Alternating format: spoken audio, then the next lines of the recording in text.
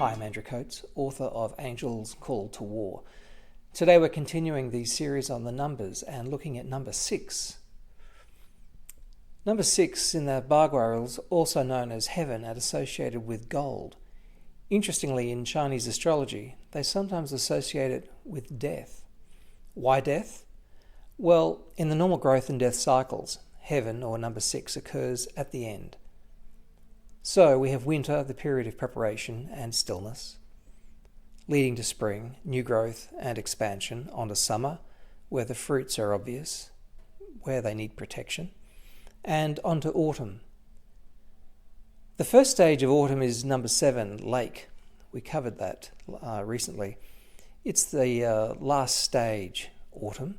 So we have 7, and then this leads on to 6, the husband of lake.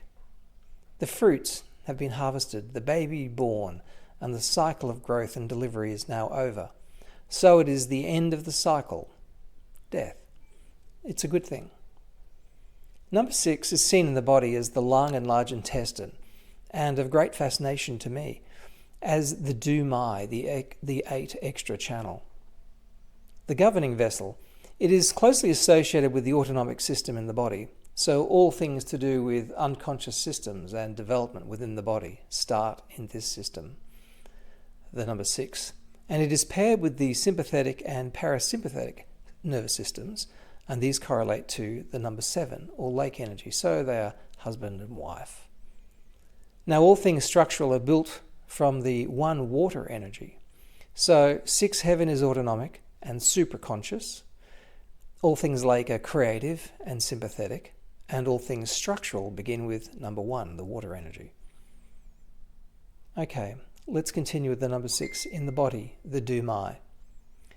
The extraordinary channel runs from the small intestine point, small intestine 3, in the fist, down to bladder 62 on the outside of the foot. I love the insight that comprehension of these numbers offer, particularly when we pair them with the 3 numbers attributed to the time of birth. Every person has a set based upon their unique time in the celestial tides. I may review this large subject in a future series. It's too much to contain in this introductory series on the numbers in the body. Do you know, when I graduated the Barefoot Natural Health course, I had to write a completed works. My teacher joked and called it a thesis of sorts.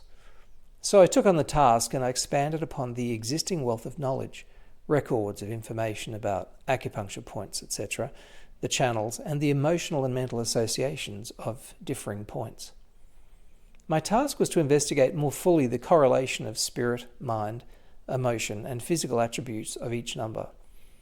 It was a complete psycho-numerical expose, and what a fascinating few years it was too. I contemplated upon each number for months at a time, and soon nature and heaven rewarded my efforts and further schooled me in the universal nature of each number. It was a wonderful time, and at the end of that period, I could look at someone and I could see the frequency that dominated their personality. Some time on, a friend gave me a very old book which held a Greek translation from Pythagoras himself. He summarized and defined the meaning of each number 1 to 9. Guess what? My definitions were identical to the great masters.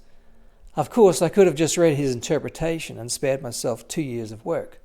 I wouldn't have conditioned my mind and it wouldn't have granted me the insight. So I did gain from the experience. So back to number 6. I affectionately call this energy the angel. If you had your feet on earth but your head in heaven, what could anyone tell you? No, really. If you had access to the beyond this world dimension, and it was normal to you, could I tell you anything? Of course I couldn't. You would be an angel, and who can tell an angel anything? To this angel, would anything on earth measure up to heaven? I don't think so. They are the world's politest cynics, and they are very tough taskmasters, because nothing will ever measure up to an angel. So, for kids of parents who are angels, this is pretty important. Kids with angel parents will often feel as if they are never recognized as having done enough, performed well enough, nor received recognition for their efforts. Now, I wasn't particularly bothered by this energy when I was growing up. Both father and mother were angels. But my two brothers struggled with it. Of course, none of us knew about the Bagua numbers and psychonumerical traits. Funny, I never did struggle with that energy. It used to make me laugh. All right, that's it. See you in the next video, which will be introduction to number 5, the Tai Chi.